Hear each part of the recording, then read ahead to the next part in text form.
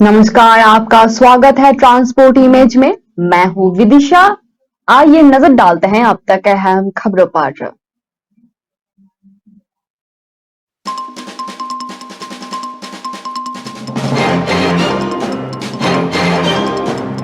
छत्तीसगढ़ में एक ही परिवार के 4 लोग एनएचआई से हुए लापता, कार कुएं में गिरी मिली।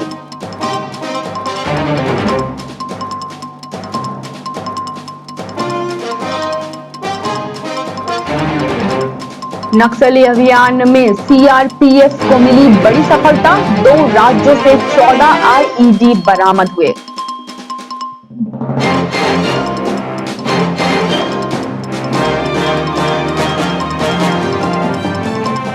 जस्टिस दीपंकर दत्ता ने सुप्रीम कोर्ट के जज के रूप में शपथ ली।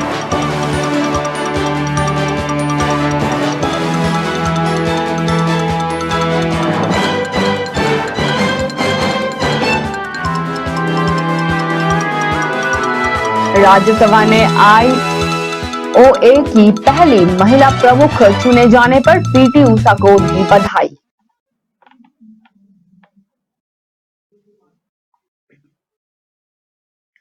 आइए जानते हैं खबरें विस्तार से। सीआरपीएफ के प्रवक्ता ने बताया कि नक्सलियों के खिलाफ चलाए जा रहे ऑपरेशन ग्रेविटास 3 के तहत केंद्रीय रिजर्व पुलिस बल और झारखंड पुलिस की टुकड़ियों ने श्रृंखला में लगाए गए 12 आईईडी बरामद किए। सीआरपीएफ के अनुसार पहले ऑपरेशन में 209 कोबरा और झारखंड पुलिस के टुकड़ियों पश्चिम सिंहभूम झारखंड के घने जंगलों में काम कर रही थी। जैसे ही वे रेंगराहातू फॉरवर्ड ऑपरेटिव बेस से लगभग 2 किलोमीटर दूर पहुंचे, क्षेत्र को ध्यान से स्कैन करते हुए जवानों ने जमीन में दबा एक आईईडी बरामद किया। नक्सल विरोधी अभियान में एक बार फिर बड़ी सफलता मिली जवानों को। जवानों ने झारखंड और छत्तीसगढ़ में कुल मिलाकर 14 आईईडी बरामद किए हैं। ये सभी आईईडी सुरक्षा बलों को निशाना बनाने के लिए लगाए गए थे। सीआरपीएफ की तरफ से ये जानकारी दी गई है। जानकारी के मुताबिक जैसे ही सैनिकों ने आईईडी से निकलने वाले तारों को ध्यान से ट्रैक किया, उन्हें 11 अन्य आईईडी का पता चला। सभी 12 आईईडी श्रृंखला में जुड़े हुए थे। इसका मतलब है कि उन्हें एक साथ विस्फोट किया जा सकता था। इसके बाद बम डिटेक्शन एवं डिस्पोजल स्क्वाड ने मौके पर ही आईईडी को नष्ट कर दिया। वहीं एक अन्य ऑपरेशन में छत्तीसगढ़ में 206 कोबरा बैटालियन और छत्तीसगढ़ पुलिस की टुकड़ियों ने एमलागुंडा फॉरवर्ड ऑपरेटिव बेस के पास के इलाके में से एक अभियान चलाया और इलाके में जैसे ही सैनिकों ने सावधानी पूर्वक तलाशी ली, उन्हें एक तार से जुड़े 2 वस्तुओं का पता चला जो आईईडी का तरह ही दिख रहा था। सीआरपीएफ ने बताया कि खोजी कुत्ते बहादुरों को आईईडी की पुष्टि के लिए बुलाया गया, जिसने वस्तुओं में विस्फोटक होने का संकेत दिया। इन 2 आईईडी का वजन लगभग 5-5 किलोग्राम बताया जा रहा है, जैसे मौके पर ही ध्वस्त कर दिया गया। गौरतलब है कि इसके पहले भी झारखंड और छत्तीसगढ़ के इन इलाकों से नक्सलियों के हथियारों और आईईडी बरामद किए गए हैं। सीआरपीएफ द्वारा लगातार चलाए जा रहे नक्सल विरोधी अभियान ने नक्सलियों की कमर तोड़ने का काम किया है और वो क्षेत्र छोड़कर भागने पर मजबूर हो रहे हैं।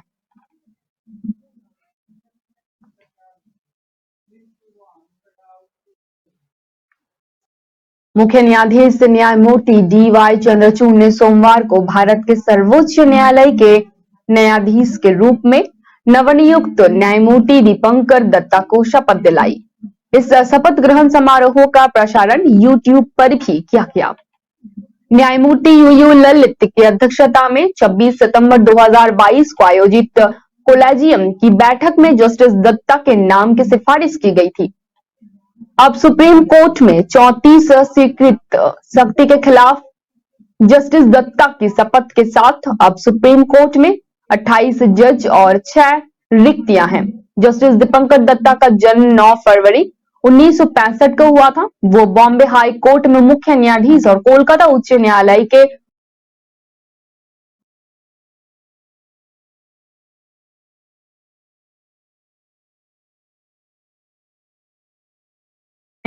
पूर्व न्यायाधीश रहे। उनके बहनोई न्यायमूर्ति अमिताभ रॉय भारत के सर्वोच्च न्यायालय के पूर्व न्यायाधीश रह चुके हैं। कोलकाता विश्वविद्यालय के हाजरा लॉ कॉलेज से 1999 में दत्ता ने अपना LLB की डिग्री प्राप्त किया। वो 5 साल के लॉ कोर्स के पहले बैच में थे।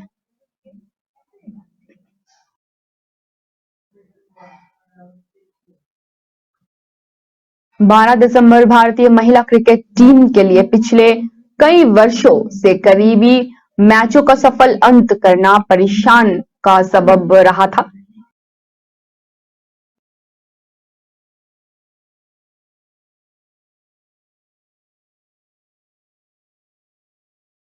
आप करीबी मैच में जीत दर्ज करने में सफल रही। मंधना ने ऑस्ट्रेलिया के खिलाफ दूसरे T20 अंतर्राष्ट्रीय क्रिकेट मैच में 49 गेंदों पर 79 रन बनाए, जिससे भारतीय टीम लक्ष्य हासिल करने के करीब पहुंच गई थी, लेकिन आखिर में उसने 127 रन बनाकर स्कोर टाई करवाया। मंधना ने बाद में सुपर ओवर में 13 रन बनाए, जिससे भारत ने जीत दर्ज की। मंधना ने मैच के बाद संवाददाता सम्मेलन में कहा, हम करीबी मैचों में अच्छा प्रदर्शन नहीं कर पा रहे थे। हालांकि हम मजबूत टीमों को कड़ी चुनौती दे रहे थे। करीबी मैच ऐसे मामले थे जिन पर पूरा भारतीय टीम काम कर रही है और इसके शुरुआत राष्ट्रमंडल खेलों के सेमीफाइनल से हुई।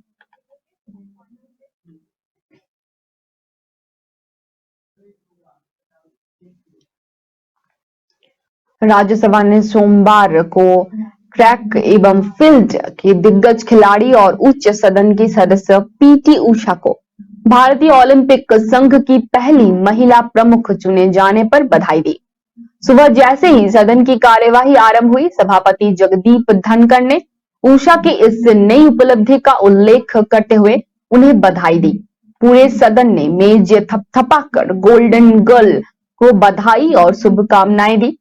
58 वर्षीय उषा को रविवार को आधिकारिक तौर पर IOA का अध्यक्ष चुना गया।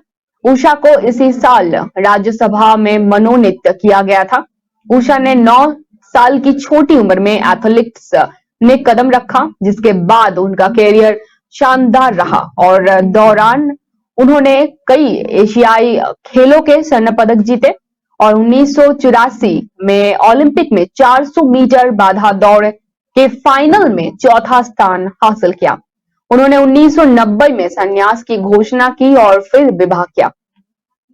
वो 1994 में दोबारा ट्रक पर लौटी और फिर 2000 में संन्यास लिया। 2000 के बाद वो अपनी academy Usha school of athletics में होनहार एथलीटों को संरक्षक के रूप में एथलेटिक्स से जुड़े रही।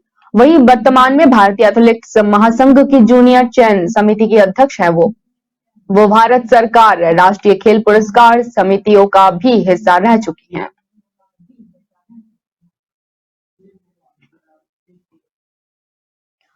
पश्चिम बंगाल के टेंगरा में प्लास्टिक फैक्ट्री में भयावह आग की घटना सामने आई है। मौके पर पहुंची दमकल की 10 इंजनों आग पर काबू पाने का प्रयास कर रही है। मिली जानकारी के अनुसार तिलखाना के पास एक प्लास्टिक फैक्ट्री और उससे सटे गोदाम में आग लग गई। अंदर ज्वलनशील पदार्थ होने के कारण आग तेजी से फैली। आग पर काबू पाने के लिए लगातार प्रयास किया जा रहा है। दमकल सूत्रों के मुताबिक दोपहर 1 बजे तक आग पर काबू नहीं पाया जा सका। पुलिस की ओर से लोगों को सतर्क करने का कार्य किया जा रहा है। टेंगरा इलाके में आग लगने की घटना के बाद इलाके में अफरा तफरी मच गई। आग कैसे लगी ये अभी भी साफ नहीं हो पाया है। हालांकि दमकल विभाग के मुताबिक वे अभी कारण का पता लगाने की कोशिश नहीं कर रहे हैं। अभी के लिए उनका एकमात्र लक्ष्य भीषण आग को बुझाना ही है। हालांकि आग पर काबू पाने के बाद जांच शुरू की जाएगी। वहीं इस घटना के बाद आग की लपटें आसपास की दुकानों में फैलने लगी है, जिन पर नियंत्रण करने के लिए दमकल की ओर से लगातार प्रयास किया जा रहा है। स्थानीय लोगों का कहना है कि टेंगरा में प्लास्टिक की फैक्ट्री आम दिनों की तरह ही चल रही थी। अचानक काला धुआं निकलता दिखाई देने लगा। देखते ही देखते आग ने लगभग पूरी फैक्ट्री को अपने चपेट में ले लिया। घना इलाका होने के कारण लगी आग को बुझाने के लिए दमकल कर्मियों को काफी दिक्कतों का सामना करना पड़ा। कारखाने में कर्मचारियों के एक वर्ग ने दावा किया कि प्लास्टिक कारखाने में अग्निशमन की कोई व्यवस्था नहीं थी, जिससे आग देखते ही देखते फैल गई। हालांकि दमकल विभाग की ओर से आग बुझाने का कार्य अभी भी जारी है।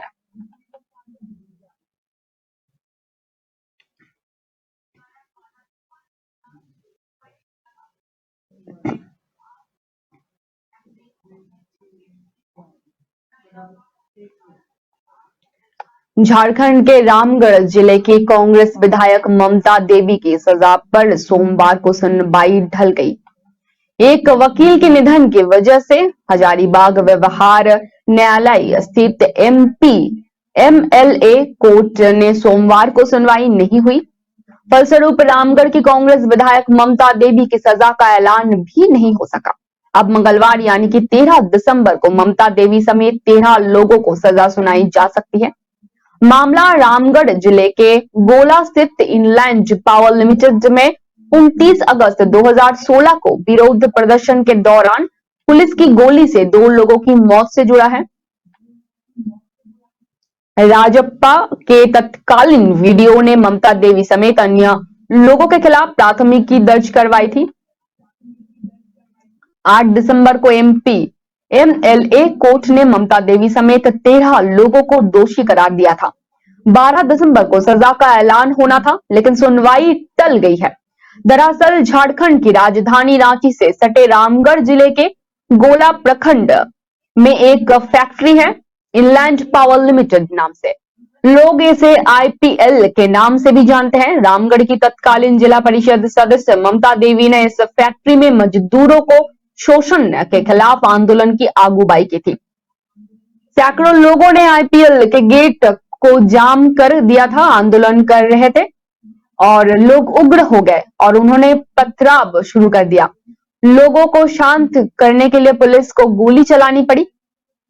47 राउंड फायरिंग के बाद स्थिति नियंत्रण में आ सकी। फायरिंग में 2 आंदोलनकारियों को मौत हो गई। पुलिस ने ममता देवी के साथ साथ राजीव जायसवाल को भी गिरफ्तार कर लिया और जेल भेज दिया। ज्ञात हो कि 8 दिसंबर को इस मामले में एमएलए कोर्ट में सुनवाई हुई। कोर्ट ने ममता देवी समेत 13 लोगों को दोषी करार दिया और सभी को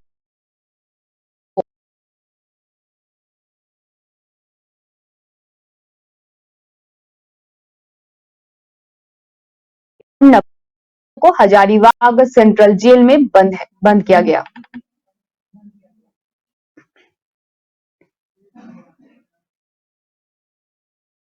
चीन के साथ चल रहे सैन्य गतिरोध के बीच भारत वास्तविक नियंत्रण रेखा यानी कि एलएसी पर अपनी निगरानी बढ़ा रहा है।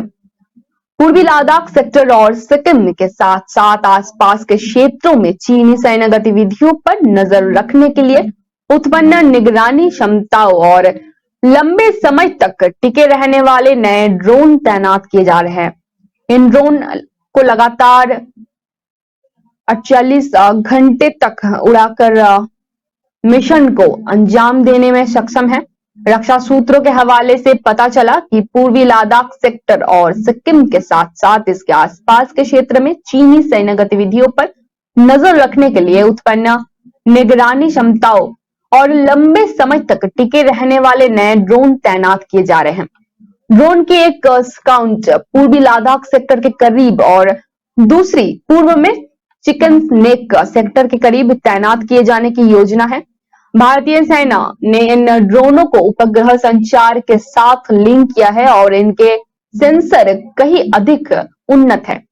भारतीय सेना पूर्वी लद्दाख से लेकर अरुणाचल प्रदेश क्षेत्र तक एलएसी के पार चीनी सैन्य गतिविधियों पर कड़ी नजर रख रहे हैं।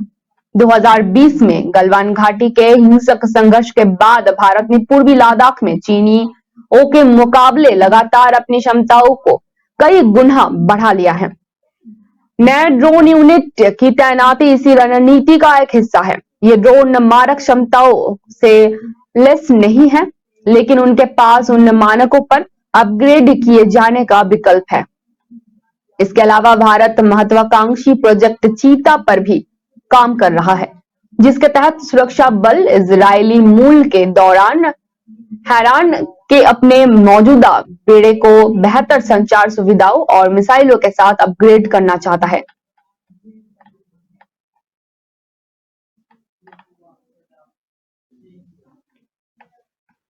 छत्तीसगढ़ के कांकेर में NH-30 जंगलवार कॉलेज के पास लापता हुए 4 लोगों की कार नजदीक के एक कुएं में गिरी मिली। शनिवार की रात जंगलवार कॉलेज के पास से ये 4 कार सवार लापता हो गए थे। मौके पर बड़ी संख्या में पुलिस बल के साथ स्थानीय लोग भी मौजूद हैं। कार को बाहर निकालने का प्रयास किया जा रहा है।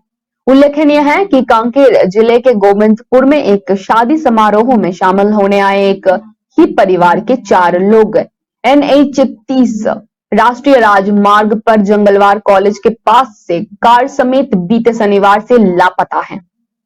चारों लोगों के मोबाइल फोन स्विच ऑफ है। पुलिस गुमशुदा के मामला दर्ज कर इस पर दृष्टिकोण से जांच कर रही है। ओडिशा निवासी नायब तहसीलदार सपन सरकार, उनकी पत्नी दीपू उर्फ रीता सरकार और कोंडागांव निवासी हजारी लाल ढाली तथा विश्वजीत अधिकारी कोंडागांव से शादी कार्यक्रम में कांकोर शाही समारोह में आए हुए थे। ये सभी मूल रूप से उड़ीसा के रहने वाले हैं। शादी समारोह में शामिल होकर सभी अपनी कार से लौट रहे थे।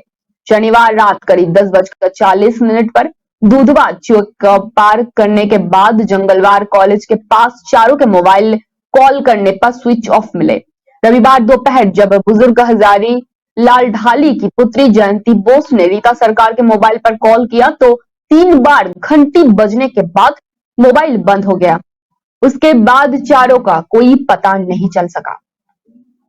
इसके बाद विश्वजीत के परिवार ने कांकोर पुलिस को सूचना दी। पुलिस लगातार लापता चारों लोगों की तलाश में जुटी हुई है। कांकेर के एसपी अविनाश ठाकुर के अनुसार पुलिस सभी एंगल में जांच कर रही है। सीसीटीवी फुटेज खंगोला जा रहा है। मामला सामने आने के बाद लापता लोगों की तलाश करने के लिए टीम गठित की गई है। पुलिस अलग अलग जगहों पर सीसीटीवी फुटेज खंगोल रही है। इसके बीच सोमवार की सुबह कुएं में कार गिरने की सूचना मिली। अब क्रेन और GCB वाहनों के जरिए कुएं से कार को बाहर निकालने का प्रयास किया जा रहा है।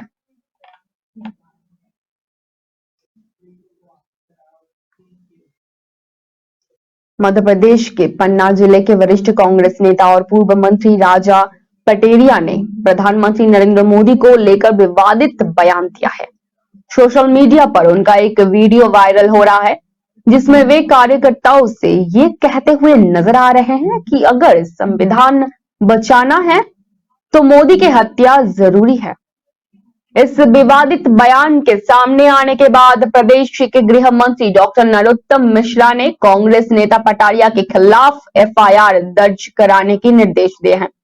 भाजपा नेता राजपाल सिंह सिसोदिया ने सोमवार सुबह ये वीडियो ट्वीट किया है। साथ ही उन्होंने ट्वीट के माध्यम से कहा है कि यह कांग्रेस का असली चेहरा है। पूर्व मंत्री व कांग्रेस नेता राजा पटेरिया मोदी जी की हत्या का बयान देकर समाज को विभाजित कर भड़काऊ भाषण दे रहे हैं। वहीं गृह मंत्री डॉक्टर नरोत्तम मिश्रा ने सोमवार को मीडिया से बातचीत में कहा है कि ये बहुत निंदनीय बयान है। प्रधानमंत्री मोदी जी को लेकर आपत्तिजनक बयान देने वाले कांग्रेस नेता राजा पटेरिया के खिलाफ पन्ना SP को तत्काल FIR करने के निर्देश दिए गए हैं। बताया जा रहा है कि राजा पटेरिया ने गत दिनों कांग्रेस कार्यकर्ताओं में ये बयान दिया था। अब इसका वीडियो वायरल होने के बाद प्रधानमंत्री नरेंद्र मोदी पर इस तरह के बयान की भाजपा की ओर से तीखी आलोचना की जा रही है।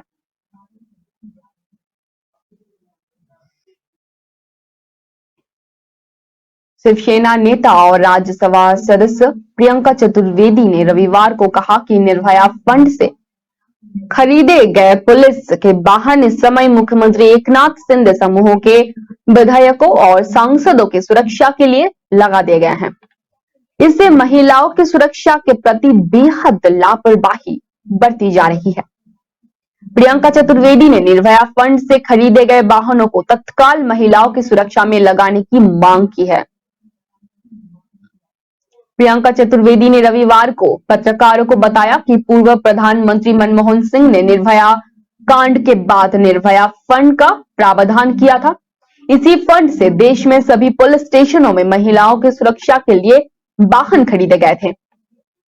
मुंबई पुलिस ने भी शहर में महिलाओं के सुरक्षा के लिए इसी फंड से अलग से वाहन खरीदे थे, लेकिन मुख्यमंत्री एकनाथ शिंदे की सरकार ने निर्भया फंड से खरीदे गए वाहनों को उनके समर्थक विधायकों और सांसदों की सुरक्षा में लगा दिया है।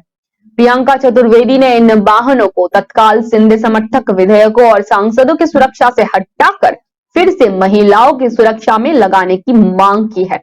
राष्ट्रवादी कांग्रेस पार्टी के नेता और सांसद सुप्रिया सुले ने भी कहा है कि निर्भया फंड से खरीदे गए वाहनों को महिलाओं की सुरक्षा में लगाने की वजह किसी की सुरक्षा में लगाना गलत फैसला है, इसलिए विधायकों और सांसदों की सुरक्षा में लगाए गए वाहनों को तत्काल पुलिस मुख्यालय में बुलाना जरूरी है। इन वाहनों को फिर से महिलाओं की सुरक्षा में लगाया जाना चाहिए। इस तरह की जोरदार मांग सांसद सुप्रिया सुले ने की है। रकमपा प्रदेश अध्यक्ष जयंत पाटिल ने भी निर्भया फंड से खरीदे गए वाहनों का दुरुपयोग किए जाने का मुद्दा उपस्थित किया है।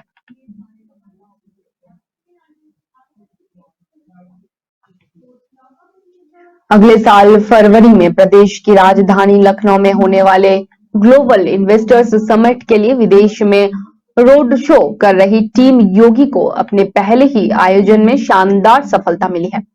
कनाडा, मेक्सिको, लंदन और जर्मनी में रोड शो के दौरान उत्तर प्रदेश के प्रतिनिधि मंडल के प्रस्तावों को बड़ी संख्या में विदेशी निवेशकों ने पसंद किया और प्रदेश में निवेश की इच्छा जाहिर की। कनाडा के माई हेल्थ सेंटर ने तो उत्तर प्रदेश के कानपुर में medical college, super specialist hospital और मेडिकल डिवाइस यूनिट लगाने के लिए 2000 करोड़ रुपए का MOU भी साइन कर लिया। ज्यादातर उद्योग समूहों ने फरवरी में समिट के लिए अपने प्रतिनिधि मंडल भेजने और निवेश की संभावनाओं को लेकर सकारात्मक संदेश दिए हैं। उल्लेखनीय है कि विदेशों में उत्तर प्रदेश के प्रतिनिधि मंडल का ये पहला विदेशी दौरा था। अभी इस तरह के कई विदेशी दौरे होने हैं और संभावना है कि मुख्यमंत्री योगी आदित्यनाथ ने प्रदेश में जो 10 लाख करोड़ के निवेश का लक्ष्य रखा है, उससे कहीं ज्यादा का निवेश प्राप्त कर सकते हैं। कनाडा से बढ़ेगी व्यापारिक साझेदारी। कनाडा के टोरंटो में रोड के लिए गए प्रतिनिधि मंडल ने मुख्य सचिव DS मिश्रा की अगुवाई में कनाडा के सबसे बड़े एथनिक फूड चेन बरार के डायल पावला और किरण मान से मुलाकात की।